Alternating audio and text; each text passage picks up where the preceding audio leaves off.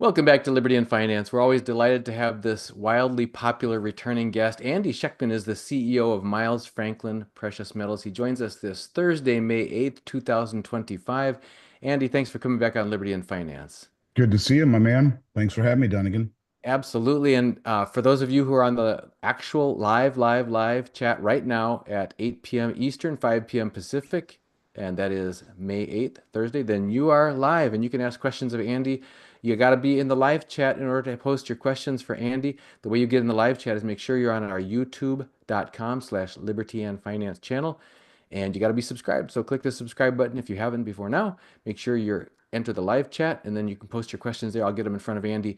Andy, one thing we wanted to talk about absolutely for sure today, in addition to other news that you have brought with you, is what is going on with the states that are taking action on behalf of their good people of their states to stand up for them for constitutional currency. That is real money, gold, silver, and pushing back against the craziness that's been going on since you could argue 1913, 1971, pick a date, but it's been a horrible journey for earners, savers, and retirees to see their earnings, savings, and retirements getting just chewed up by inflation and destruction by, you know, just fake money printing. And now many states are pushing back, and some of them are starting depositories. They're taking away taxes on precious metals, either sales taxes or capital gains taxes.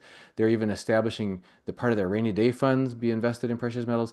We'd like to get your thoughts on where this is heading and if you see how we can basically align with those who are getting it done, because there are good representatives at the state level and at the national level. We've talked about some of them in the past. We'll talk about more of them tonight, about getting it done and how people can help in that, throw their voices behind the correct direction there that's good for people. So thanks for joining us, and hope you have appetite for talking about this pushback of the states for constitutional money against the Fed, etc.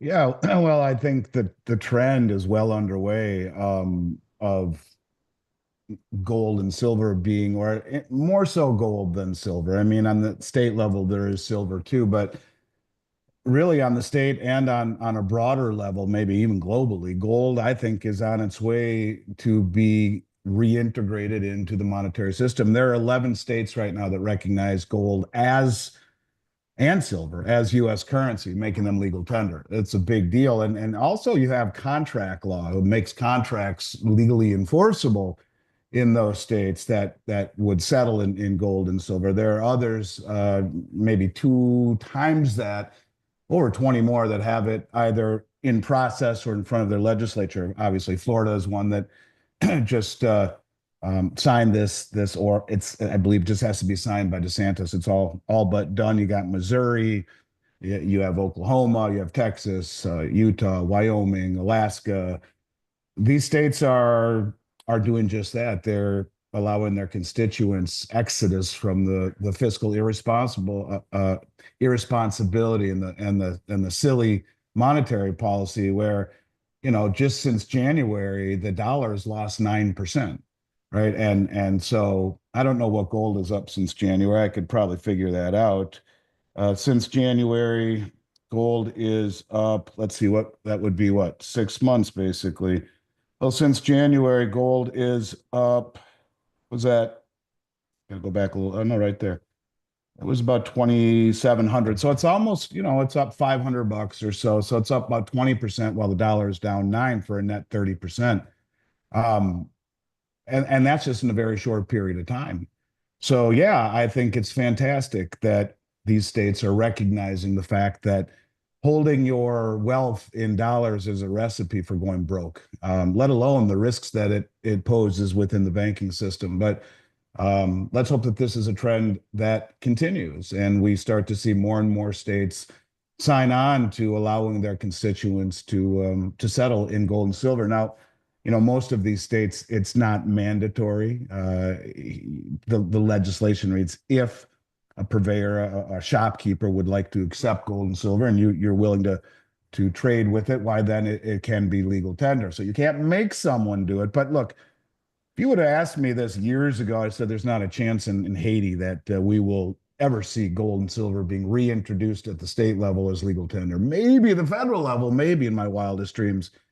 But it's interesting that the states are taking the lead here. And when you look at the current administration, who undoubtedly understands gold with the massive imports, which we can talk about in a moment, um, deliveries on COMEX really is what I want to talk about because there's an awful lot of them with, we've talked about Scott Bessent, we've talked about the tweet that Trump made on Easter Sunday, we've talked about Judy Shelton. I mean, there's so much um, going on with gold in particular, and I think the current administration understands it. So if we've ever had a chance of seeing this expand just past 11 states and maybe even something on a federal level, this is the time. So I think what can people do? Well, if any of the states that have this either in committee or in front of the legislature, people are living in those states, obviously reach out to your representative and bombard them with emails. And it's silly that the Constitution says money is specie, gold or silver, and it's treason to issue anything that isn't and illegal.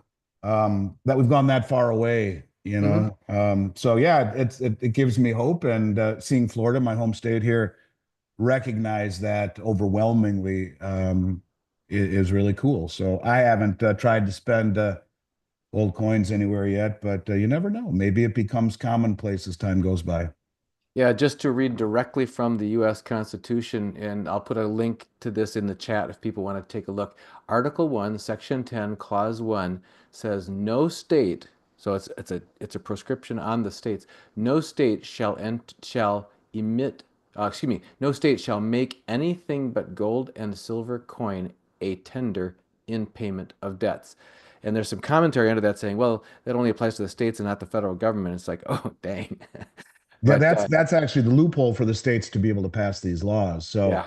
um, and it should be a federal mandate. It's silly that it's only on the states, but such as the passage of time and history and gold, it's kind of been erased from the vernacular. And you think about Wells Fargo. I mean, this was a bank that was more or less founded on the gold rush. And yet they're so far away, except for suppressing it on COMEX, from understanding what gold really is, at least on a regional level, on a local level.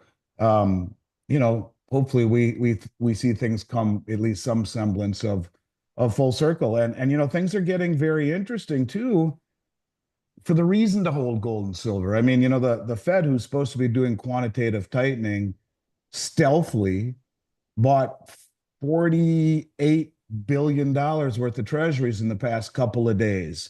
Well, actually, even more than that. I take that back, 34.8 billion in 10-year bonds over 2 days and 14 billion. Actually, it is. I was right. It's actually almost $70 billion that they put into 10-year and 3-year treasuries over the past 3, 4 days. So, what was there no demand despite these treasuries earning over 4%? Um, is there no demand for our treasury? And this is a pathway to much higher inflation. And maybe this is why Powell talked about potentially having to abandon the dual mandate.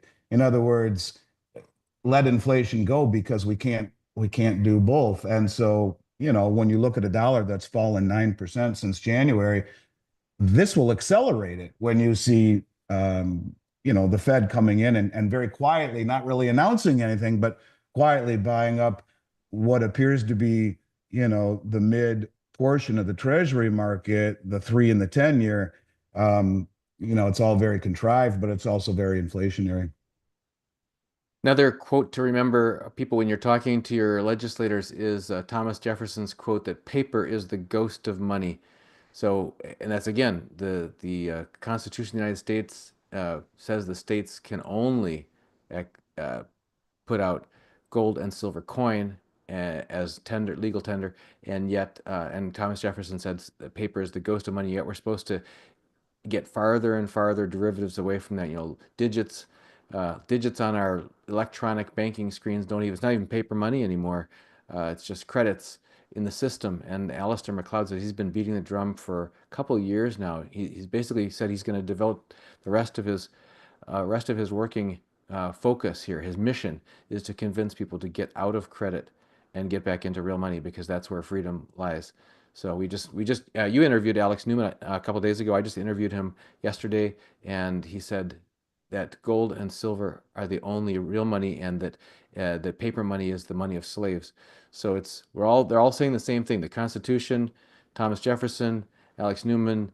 We've spoken with constitutional attorney Dr. Edwin Vieira about the same topic, and he says the same thing. So it's like, okay, if all of these brilliant people and our founding fathers knew this, then why are we still being told by a significant portion of current politicians who are at the reins of power that gold is a speculative and volatile asset and therefore not prudent for people to invest in?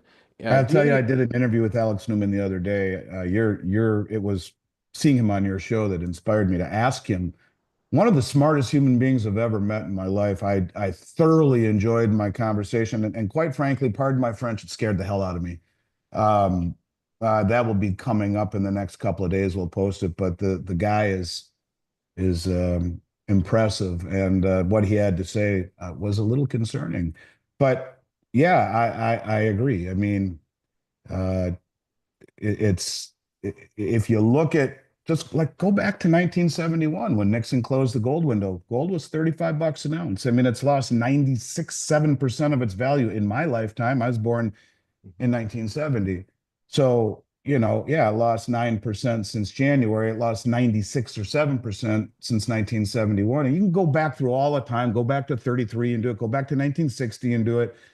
You'll find comparisons where, most of the time gold maintains your standard of living, and sometimes it even accentuates it. But to keep all of your wealth in dollars right now is as silly as can be. It's as dumb as a mud wall. It's a guaranteed recipe for going broke. And I think, as Rick Rule often says, if you are not a contrarian, you're destined to be a victim. And it won't be easy. The volatility that we've seen lately is fantastic. I mean, up 50, down 50, up 100, down 75, up 120, down 200. I mean, it's crazy. So it won't be easy, but I do think that kind of signifies maybe approaching some sort of a resolution in this system. Maybe it be a reset or a blow off or a correction or whatever the heck it means. But when we see the Fed having to come in and buy up that much in the way of treasuries, it signals that the demand for our debt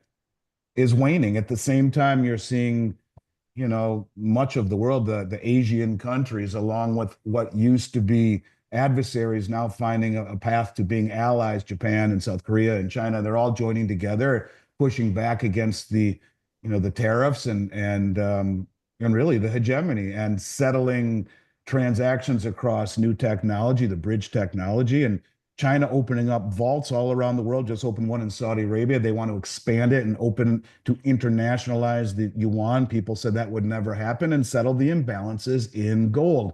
That's why they want to open up vaults in other parts of the world. At the same time, they say, by the way, that technology will be open to non-BRICS nations as well. This is the M-Bridge technology. So the whole thing is beginning to accelerate. And that's why I wonder, you look at all of the moves that Trump has made since he's been in office, and they have not been friendly to the dollar. So you have to wonder to yourself, I mean, is it missteps, or is it coordinated? Do they understand this as part of the plan? I don't know, but it won't be easy, and it's going to be volatile. And one day you'll feel like a hero, the next day is zero. And no one ever said investing would be easy, or protecting your money. In fact, my grandfather always used to say to me, making money is easy, Andy, saving it's not, keeping it's not. And never made sense to me, but it does now. I mean, where do you feel safe? Your banks with bail-in legislation, the market with the great taking and the change of the Universal Commercial Code. Where do cryptos, is that safe? Is it safe in metals? Who knows? Where is it safe? What's the easy path? There is none. So um, I think that banking on not only 5,000 years worth of historic wealth, but also watching what the biggest money in the world is doing, And the deliveries on COMEX, I think, are indicative of the biggest money in the world. Tells me that for me, I feel comfortable not being the poster child for Finance 101 and being a little bit heavier than most would consider prudent in gold and silver, which to me is not an investment, it's money, it's wealth. We have a question about Basel III. That's certainly been kind of an unfolding story over the last 2 to 3 years. We had multiple analysts, Alistair and others, telling us it was going to be a big earth shaker when it went into effect in the first countries in Europe. We didn't see as much as had been foretold, and later on they said, well, actually, it has to do more with how the banks balance their back end balance sheets and that kind of thing. But both Rick Newcomb and Double Overfishing asked tonight, uh, when Basel III goes into effect in the US, I guess that's July 1st or so, will it make the big banks in the US buy up gold? Will that wake up the average person up to what's going on? Well, it very well may. I mean, um, it's interesting because the banks are selling silver. I'll talk about that in a moment, but it appears as though they're buying gold. The May COMEX contract, I think the first day of delivery had the second highest number of contracts that said will stand for delivery, 9,306. And since then, the deliveries that were written subsequent are almost at 16,000. It's an all-time record. Um, and so, you're talking 16,000 times 100 ounces of gold. That stood for delivery here in the May contract. In fact, it's the most number of contracts that have been written after the first day's notice than in any other COMEX contract in history. Usually the contracts that are written after the first delivery day notice are standing for delivery as well. And this is a full-blown run on physical metal. And, does it leave the COMEX or does it not need to leave the COMEX because it's the banks backing those positions? Whoever is doing this and standing for delivery, and I would assume it's the banks in this case, is demanding real gold, no longer the paper IOUs. And the trust in this entire system, I believe, is breaking down. At the same time, you're seeing other establishments, namely the Shanghai Exchange and others in the UAE, soon to be the BRICS Metals Exchange, Moscow Exchange. These are gaining notoriety. They are gaining credibility. In 2002 or three or four, when it was that the Shanghai Exchange was built, no one gave it any second thought. And now it's fast approaching one of the most, I think, maybe even the price setting kind of right now for gold. It is kind of setting the price for gold in my mind. And you can see what happens when they were on vacation for 5 days and they knock the hell out of it, and then bang, they open back up and it's up $200. It just seems to me that the physical demand coming out of Shanghai is slowly taking place for the West. We'll see how that all plays out. But in silver, it's a little bit different. And that would support the Basel III deal. Because, silver, I think, is looked at a little bit differently. But there is a historic shift as well with silver on COMEX. The May contract is an active delivery month. So far, there has been 13,000, almost 14,000 contracts that have been delivered. This is also a new high, all-time high. So you got almost 16 million ounces of silver that were transferred from banks to non-banks. And that would be to the others, to sovereign wealth funds, to the hedge funds, to customer accounts. It's the third largest net sale by banks in history for a single contract ever. So it kind of tells me that the institutions are getting out of silver while everyone's rushing for delivery. That tells me that they don't want to play that game in silver where the rehypothecation is far greater than it is in gold. And maybe the smart money is saying, let's cover and get out. And just when they sell, in essence, they're closing out their shorts, and the other end of it says, well, we would like to stand for delivery, please. Thank you. So yeah, I think indeed, just by looking at what they're doing with gold, buying gold and selling silver, and Vince Lancy often talks about that being a trade that they'll do. Question becomes, is this a trade? Are they going to unload that gold or not? Now, if what we're talking about here is true, then no, they won't. It will be used to keep on account. along with all the massive amounts of delivery that we've seen so far, to back those contracts so that they don't get into trouble. But not the same deal with silver, and almost seems like they're heading for the exits in silver. And at the same time, big non-bank traders are standing for delivery. It's an interesting dichotomy right now. We have another question here from Fazdal, and I think we have a partial answer given by a previous guest. I'll at least add. Fazdal says, if you use gold or silver as legal tender, is the coin worth its metal weight or the dollar denomination of the coin? And I know when we spoke with Patrick Holland from the Missouri Freedom Initiative, they have a current bill in it's called SB 735, creates and modifies provisions relating to gold and silver in Missouri, and that's used as template legislation by some other states as Yep. well. They do talk about weight, purity, spot price, and premium. Uh, Yep. multiply They those all two. do that way. It's not the face value. It's the weight plus any market premium, which makes it a little bit more challenging, for people who are accepting it to keep up on what's going on current. My guess is that, um, my guess is I don't know how much premium you would receive, if any, from shopkeepers. It wouldn't be in their best interest unless all of a sudden it just became so hard to get gold and silver. But then, who knows how practical it would become as legal tender. I don't know. Gresham's law, you end up having the shopkeepers hoard all the gold and silver that they get, and just use their cash to settle up their balance sheet and stuff. I guess we'll have to see. Your mind can take you in a million different ways, but yes, with the silver eagle being $1, the 1 ounce gold eagle being 50, the maple leaf being 50, these kind of who in their right mind would give a 1 ounce gold eagle for $50? So it's going to be by the same token, $5 on the 10th ounce. It will be the weight plus any market premium. Yeah, and there's a obvious, excuse me, Mark from Florida says, Andy, are you aware of any precious metals payment infrastructure in the works whereby a shopper, say at Publix, could purchase groceries using physical silver coins or rounds? I know you're aware of how you can use transactable gold using the Glint card, because and Jason Cousins from Glint has been actively working shoulder to shoulder with some of these states that are getting this legislation done, helping the people that are getting it done. But in terms of any place, and then as a partial answer to that, John chimes in, local farmers and most private vendors here accept silver. But your thoughts on that? Well,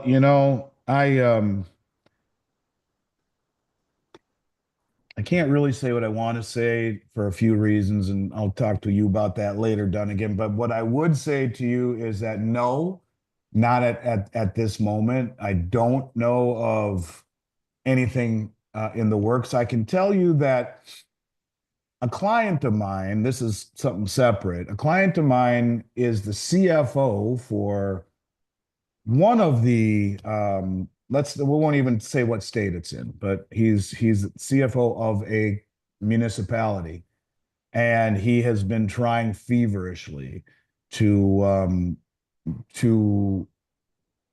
have it introduced into the state's coffers, into their savings, into their rainy day fund. And that's kind of where I think it would start, and it would spiral out. But as much sense as it would make, and Jason's program, Glint, and we're the proud U.S. Partners with Jason. And I will be speaking with him in a couple of weeks at the XRP convention in Las Vegas. And we're on a panel with Lynette Sang, the three of us. His program in essence does that. And Jason has been speaking in state legislatures in Utah, I think in Texas. He's had a lot to do with what's happened here in Florida. So in essence, there is something already that allows you to do it without exchanging physical gold. And it's much more convenient to do it that way, an electronic way of doing it. But no, I don't know of anything specific yet. If I could be completely candid, I would. There are a few things that I'd like to say, but I can't. Maybe I'll be able to say them later on. But I would say there's reason to be hopeful, but nothing concrete at this point. One thing that's certainly a good clue from John there is that talking to local farmers at your farmers market, talking to local service providers, whether it's your electrician, your plumber, the person who does your yard, the person who does your hair, painters, people that do repairs, rides, services, that sort of thing for you. If you just ask theoretically whether you say, gee, I keep hearing about this stuff on the news. I don't know much about it, but do you ever have anybody ask whether you'll take silver as a form of payment? And I will what tell you that in the 35 years I've done this, if I had to pick one group of people that stick out to me in volume and in understanding, it's farmers. I have dozens and dozens and dozens of farmer clients. They understand commodities, they understand hedging, they understand they're just different breed, and I think they get it on many levels. They're not caught up with financial instruments as much as they are with real commodities, whether it be the farm equipment, the seeds, the finished product, and they use the futures market. Many of them do to offset the risk of what they're doing, so they get it. So yeah, I would think that's good advice. Farmer's market, go right to the farmer himself or herself at the market, and I think you would find a lot of them that would say, "Sure, absolutely." That's where you bring your junk silver, your dimes and your quarters. That's exactly where I would bring it if I were going, and most of them would probably understand the value of it without having to explain it to them. We've also interviewed the founder of survivalblog.com, and he has, in addition to survivalblog.com, he has another website where he sells antique firearms because there was a lot of concern over the last few presidential administrations that they were going to be clamped down on the restrictions on people's firearms, but there was generally exceptions for antique firearms. So, and on his antique firearms website, this is James Rowells, he says that he shows the FRN price, the Federal Reserve note price, what most people would call dollars, which is not proper, but it's in dollars. And then secondly in grams of silver. So, and he says you'll be surprised to notice that the price in silver doesn't change month after month, year after year, but the price in so-called dollars keeps having to go up and up with inflation. Yeah, it's smart. I mean, it's just smart. Look, the dollar is bound to lose value. It will continue to lose value, and it's being de-dollarized all around the world. It makes holding your cash or I mean, I don't know. I haven't really thought about what it would be like to run a business that way, but over the last several years, it certainly panned out. Would have panned out. Silver's a little bit more volatile, but Well, I, I'll correct you because you uh, helped us to put together some really interesting swap deals this year. People were sending in gold, yeah, 1 ounce gold bullions or bars. They were swapping for numismatics, or then they were swapping gold for silver. They were swapping other forms of silver bars, etc., for a constitutional silver coinage. So Miles Franklin has always accepted real money, gold and silver coins, as a form of payment. In fact, if you look at the days of delay when the settling time we have to put on mailed checks or ACH payments versus bank wires versus metals are the things that release stuff the fastest because people have paid with real money. So you've been doing that all along. right. No, I mean, you're right. You're right. It just becomes a little bit more complicated if you're running a hardware store or a convenience store or whatnot. Um, But yeah, I mean, look, it makes sense. It's an asset that isn't constantly being depreciated, and when you look at gold, and maybe this is why they're thinking about it. Look, it's doubled the 10-year treasury since 2000. It's averaged about 9.9% per year since then. It's steady and slow appreciation. Go back to 1971 when it was 35. I mean, there's so many examples where you can show that it has actually been a better way to safeguard and hold wealth as it pertains to transactions and shipping and hedging and all those kinds of things. It becomes a little bit more difficult, but good problem to try and figure out.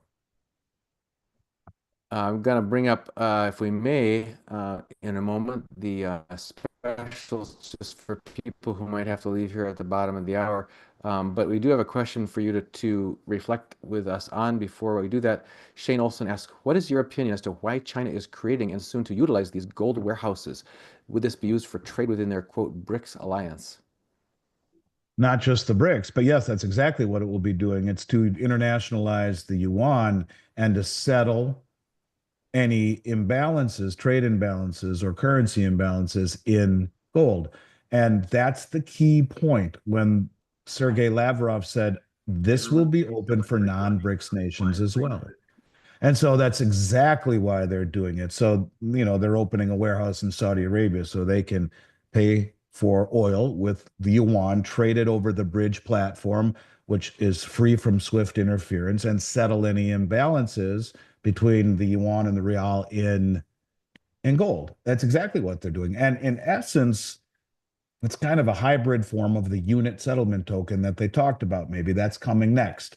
But that's exactly why they would do it. They would ship gold kilo bars and maybe silver 1,000-ounce bars to these vaults, and once a month or whatever it would maybe, they would settle any imbalances in trade. So yes, that's exactly why they're doing it. And I do believe it's, when you put it together with the fact that they've now connected with the Asian nations along with some of the Middle Eastern nations, and then add into it the countries like the Eurasian Economic Union, all the ones that end in Stan, and the Shanghai Cooperation Organization, which President of Belarus has been screaming, get them into BRICS, along with the Belt Road.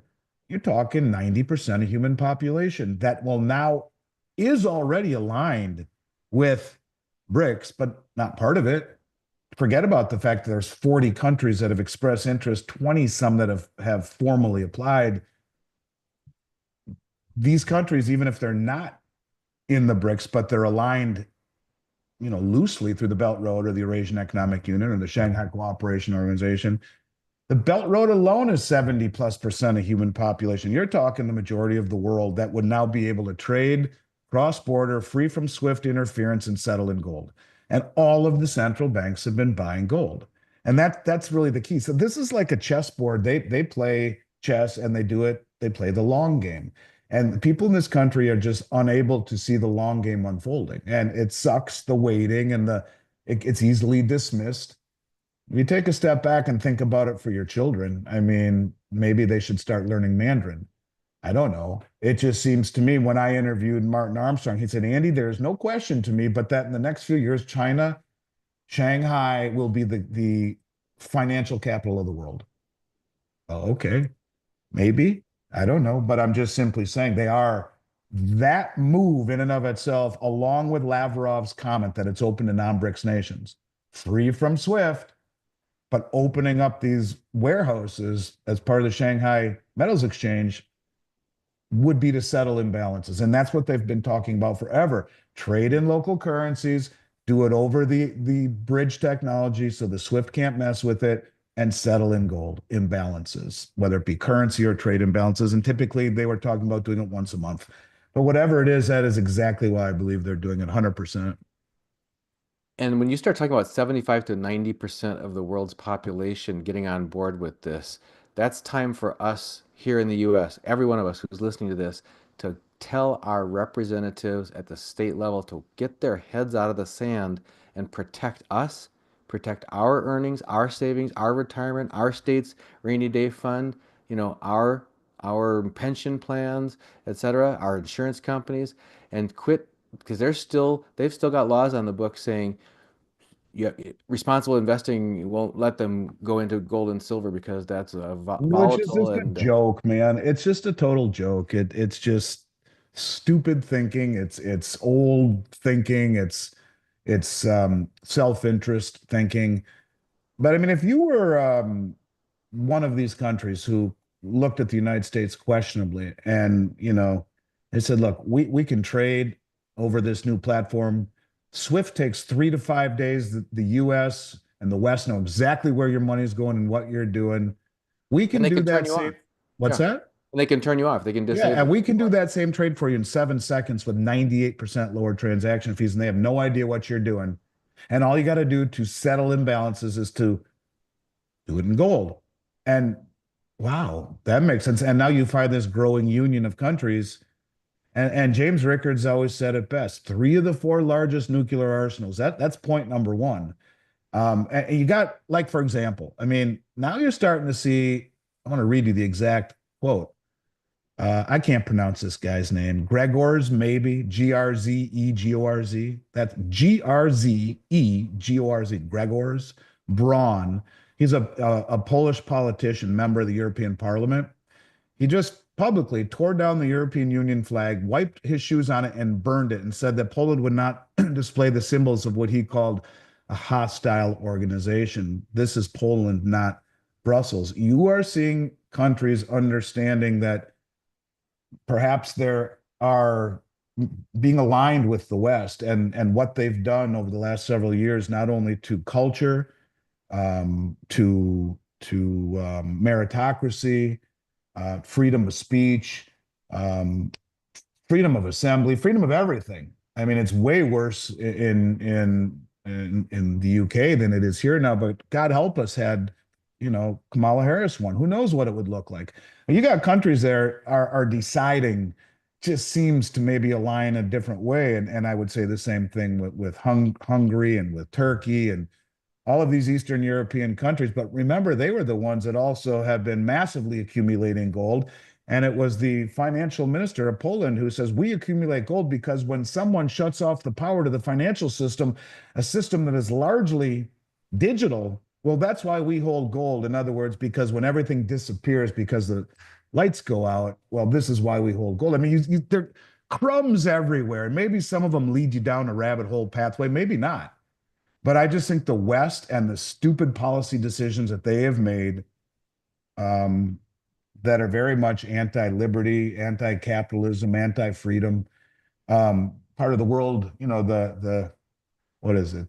What am I trying? The WHO, not the WHO. What was Klaus Schwab? WEF. Thank you. The World Economic Forum. It's so many numbers swirling through my head. The World Economic Forum. I mean, you know, there are countries that are saying enough is enough, and they're finding unity not only in military might, in size of their population, in GDP, in commodities, in land and sea routes. I mean, everything. And it's becoming more and more and more legitimate. And yet the West doesn't talk about it. So no one can get out of the way of what they never see coming. And they say, oh, you're crazy. Why would you do that? Well, look at China. Why are they building these warehouses if but for not to do what they've been doing with each other? And that is to settle imbalances in gold. And what's the best way to trade? Well, we have a new system that allows it to settle in 7 seconds with 98% less cost and no SWIFT interference. Oh, that makes sense. So let's all align. And that's what you're seeing. You're seeing these countries kind of say, well, geez, maybe I should have. He made a comment. One of these politicians in Poland made a comment that maybe we should align with the Shanghai Cooperation Organization instead of NATO. Well, it's just a comment from a politician, but is it? I mean, is there a greater representation of the way that these countries feel? I think there is. So you can't go around the world being the largest debtor nation on the planet who strikes a trade deal with the second largest debtor nation on the planet, the UK. And I think it was Vince Lancy who said, it was either Vince or Dave Kranz or one of them said, it's like two drunk guys standing up, leaning on each other to hold each other up. And go around the world when you're borrowing money just to fund your military, that $1 trillion spending bill, which is discretionary, and then impose sanctions on countries and stuff. It doesn't work. And remember, I've said it over and over and over. It's the trade imbalance that is part of Triffin's dilemma. It is part of being the world reserve currency. You will always have trade imbalances, but it is that dilemma that has enabled us to live beyond our means with low price goods, with low interest rates, with high asset prices. And I was just reading something today before I got on with you that in Seattle at their ports, there is not one container ship, not one in the port, not one. So what are the shelves going to look like? And what does the economy look like without any of this stuff coming in from China? We're going to find out. Now he's backing down. Supposedly he's going to drop the tariffs to 50%, but who's going to absorb the 50%? These are all problems that makes you, it's conspiracy theories are born out of. Done again. You have to, I mean, is it being done intentionally to reset the system, or does he have a plan? Is he that great of a negotiator? I don't know. Dollar's down 9% since January. I don't know, man. You can go down a million different rabbit holes, but it's never been more important, as Rick says, to be a contrarian so you don't end up being a victim. I'm going to share right now the specials. Hold on one moment. You should see them now. And if you could read them out loud so people know if they're listening to the podcast, because we have people who tell me, they call up and go, then again, I'm a mechanic. I got greasy hands. I can't be touching the screen all the time. So tell me You know, what I they're talking understood about. that for the first time the other day. I was driving and I was listening to podcasts. I get it now. That makes sense. 90% constitutional silver, the best buy in silver, in my opinion, on many levels. Dimes and quarters, $1.99 over silver spot. 1 ounce gold maples, 69.99 over spot. Another good deal. Uh, oh, these are the 10 ounce British silver British coins. I've seen these. These are really cool. The Merlin coin is great. I had a friend, I call him the wizard. We gave him one. They're 2.99 over spot for 10 ounce silver coins that, with graduation coming. Um, it's a nice gift, and they're very wowish, wow. Like you look at and you're wowed by it. It's the size of a hockey puck in diameter, not in thickness, but super neat coin. 2.99 over spot. And every company who's selling these online will be way higher than that. So it's a good value. I noticed we also have one that's a little bit higher than these on the same series. It's the unicorn coin. It's just, I think it's a buck higher per ounce. So people, that's still really close to these. And some people are really interested in that one. And finally, 1/10 ounce platinum Britannia, $29 over melt per coin. Again, if you look at the manipulation on COMEX, platinum's number three. So the mathematical reasons to buy platinum are very similar to that of buying silver. It's 30, 40 times more rare, if not more, than gold. It's interesting. The U.S. Mint, I don't think, has made a platinum eagle this year, and they only make about 30,000 a year. It's very hard to come by. So adding a little bit of platinum to portfolio, I think, is a good idea. And this is a nice way to do it, giving you some utility, especially when you have legal tender laws. And most of the laws say any legal tender mint coin made by a sovereign mint. Not all of them say just US. I popped up the Ed Steer days to Number convert two is chart platinum. because you mentioned the platinum is heavily suppressed on the on and actually it's in the number two slot right now on the Yeah. COMEX. So silver is always nailed to the end of the chart. The most suppressed, most shorted, most concentrated Well, short. and maybe that's why we're seeing the banks, sell to the non-banks. They're just, in other words, cover. Um, they're getting out. We'll see. We'll see what happens. We're going to return back to the questions in the live chat here for the moment, and then we'll be wrapping soon. Make sure if you want to get a question out for Andy that you've got it up on the screen in the live chat. And I'm going to pick from one of those right now. Silver Bushman says, if selling 10-ounce bars, what should I accept from the local coin dealer? So I guess in terms of fair and reasonable pricing structure in the current market.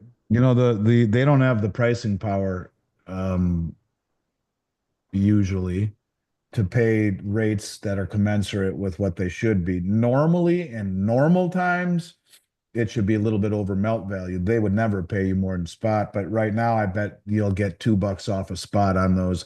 And you look at some of the online companies, and that's what they're charging. But you'll see premiums on bars go higher soon if things continue because it's much harder to get bars right now, believe it or not, than coins because of tariffs, because it's talking about legal tender coins should not be tariffed. But you got a lot of the big boys, the really big ones, the big importers, the largest players, publicly traded huge companies that we have accounts with.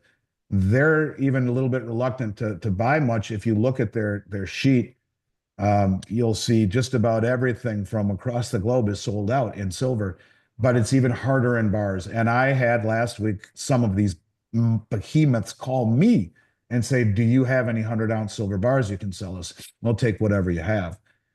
So, I think you'll see premiums rise, but I wouldn't be surprised to see local dealers bidding $2 back. We wouldn't be there, but I think they would. I think that's probably a fair rate these days. Wait until things turn and that price, not only through demand, but also because it's getting hard to get them, um, they'll go up. Premiums will go up. We have a question here. You were discussing earlier about banks selling silver. Magnus Danger Funk says, please explain how banks selling silver is covering shorts. Wouldn't have to buy silver to cover their short position?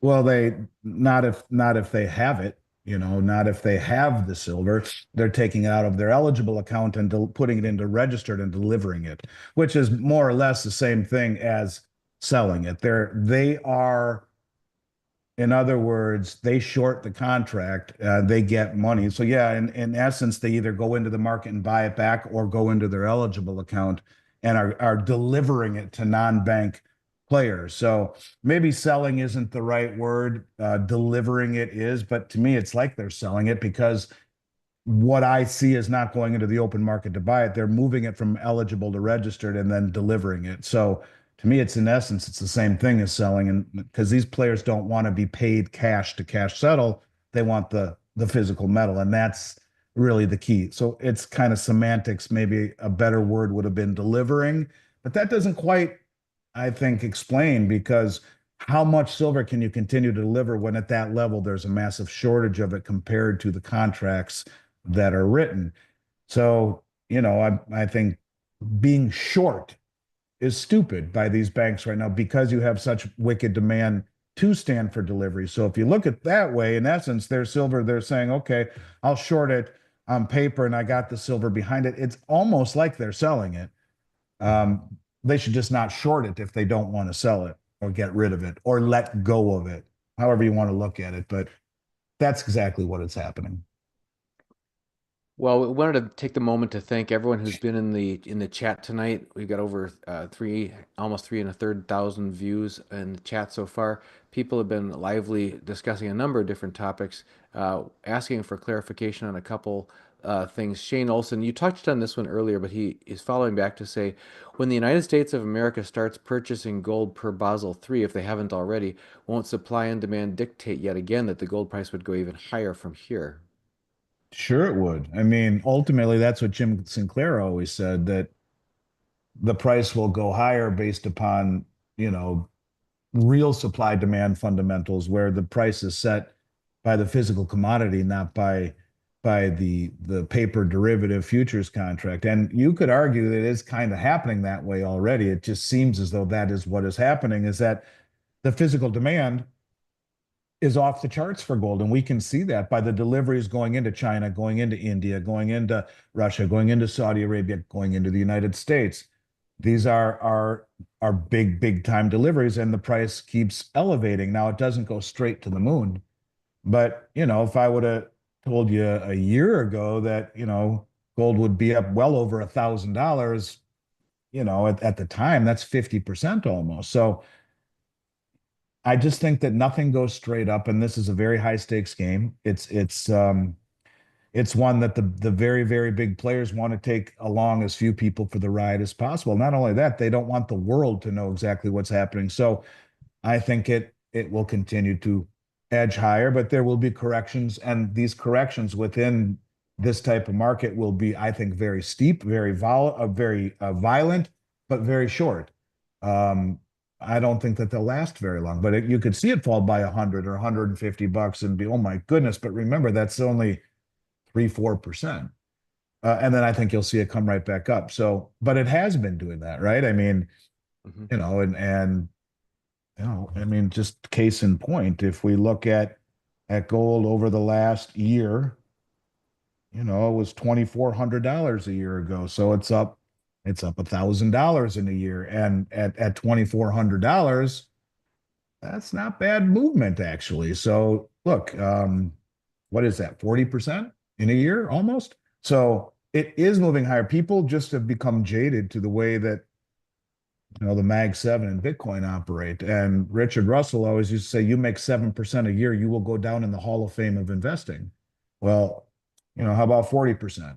Um, and how about 10%? Almost exactly 9.9 per year since 2000. It's the tortoise. It's moving higher, and it will accentuate and accelerate now as things are getting closer to whatever is coming. And I do think that something is coming, some form of a new system, whether it be a reset or just a move away from the dollar as being considered the sole really the sole reserve asset of the world.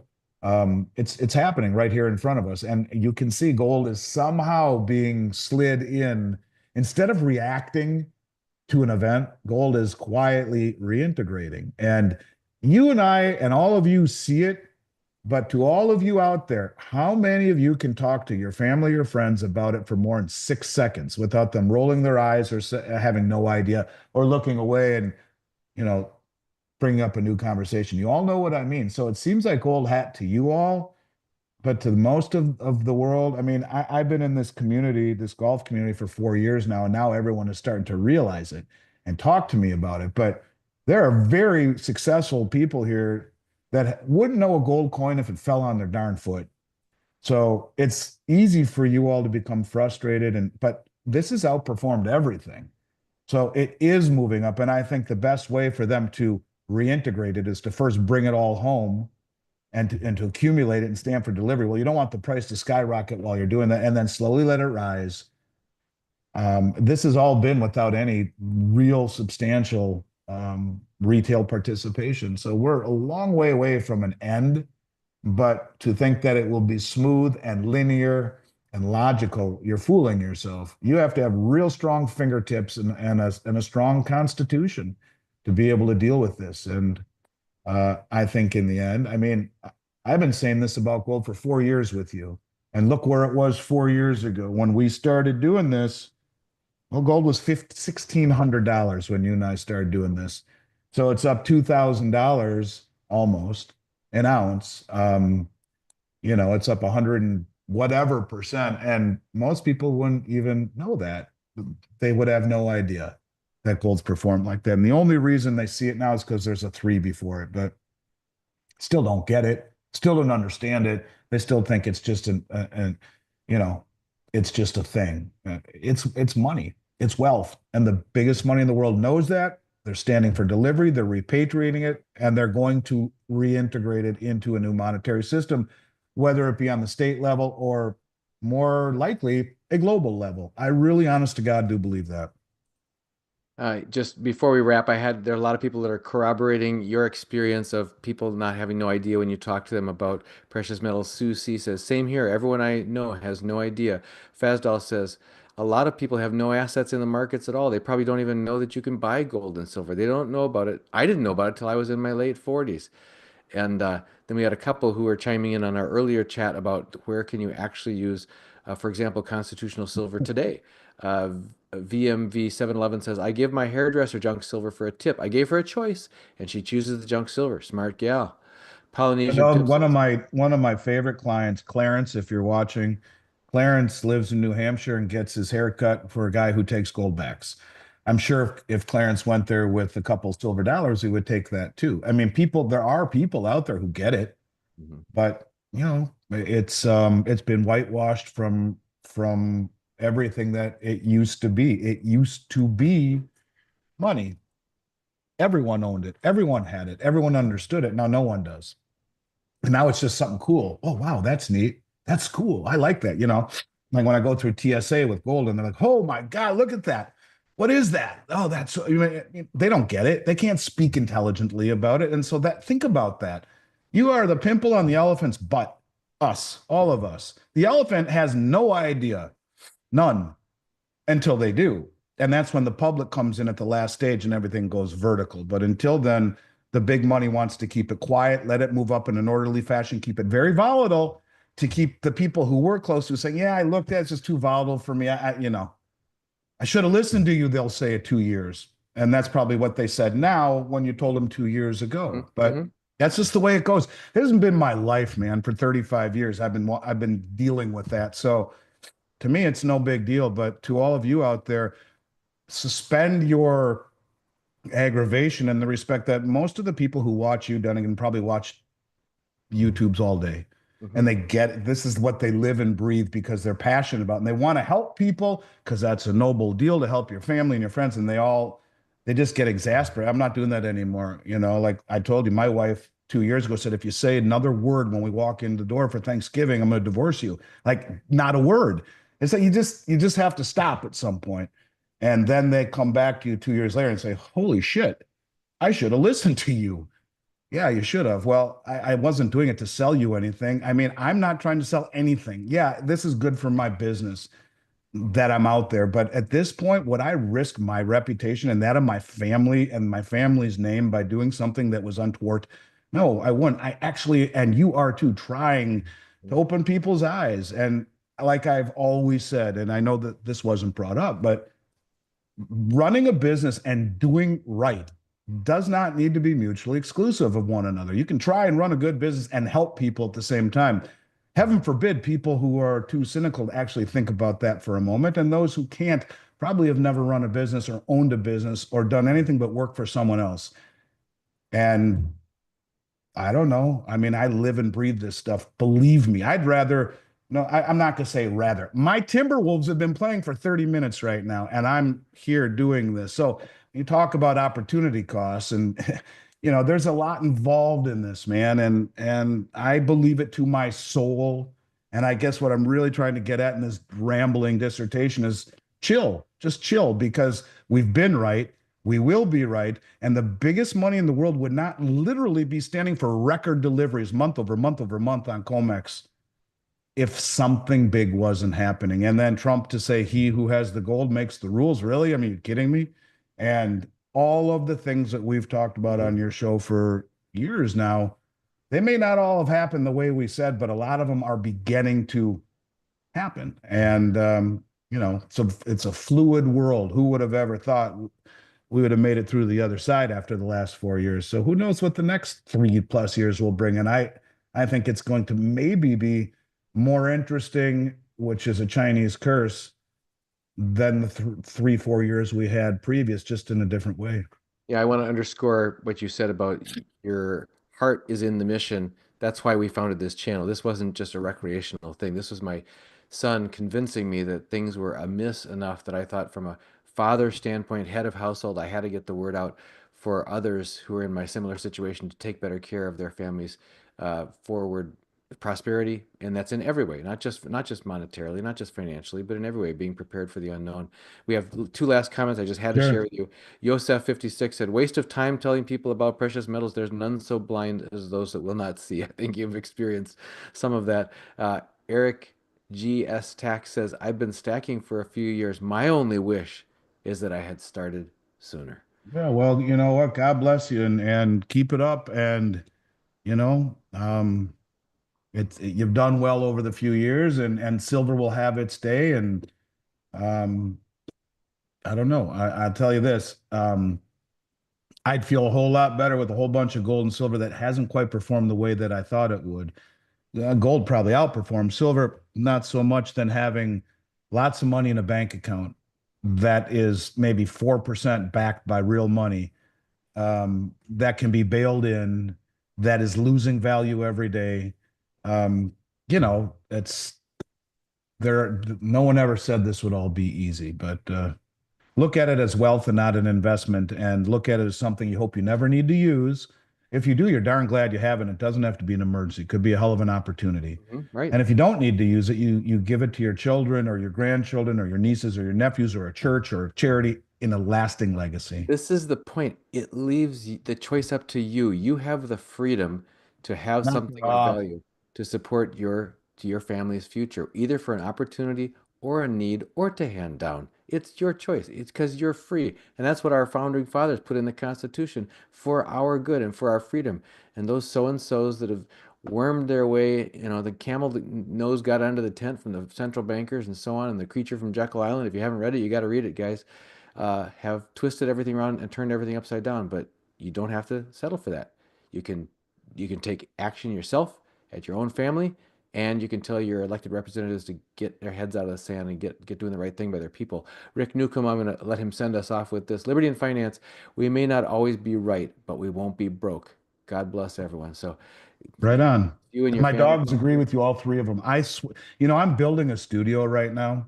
We can't Uh, hear your dog. Oh, you're the only one who your dog can well, hear. they You're were good. loud as heck over here, but Yeah, your I hit microphone's mute. just picking you up. You're I fine. hit mute, but I'm building a studio. Pretty soon I'll be in a different background. Maybe not Well, for all of our the last time podcasts. you said that, we had comments on the stream that said, "I hope you bring your dog with you to your new I studio." got People three they dogs, love your and dog. Well, you have a three dog night nothing right now. moves in my house without them barking. Literally, I mean, anything moves, and they know. So, as always, done again, it's always a pleasure to be here with you and cathartic. Now I'm going to go watch my Timberwolves. I will always be a Minnesota diehard sports fan, and let's hope they do better. Let's All hope right. they do Well, better. Andy, thank you on behalf of all of our Oh, viewers. look, it's Thank you my for daughter being and her here. friend. And guys, if you don't want to miss a single episode with Andy, make sure you're on our free mailing list. You won't miss a single thing. Just go to libertyandfinance.com, put your email address, click submit, make sure you confirm on the confirming email at libertyandfinance.com. Get on our free mailing list. You won't miss a thing. Andy, thanks for joining us. Take care, everybody.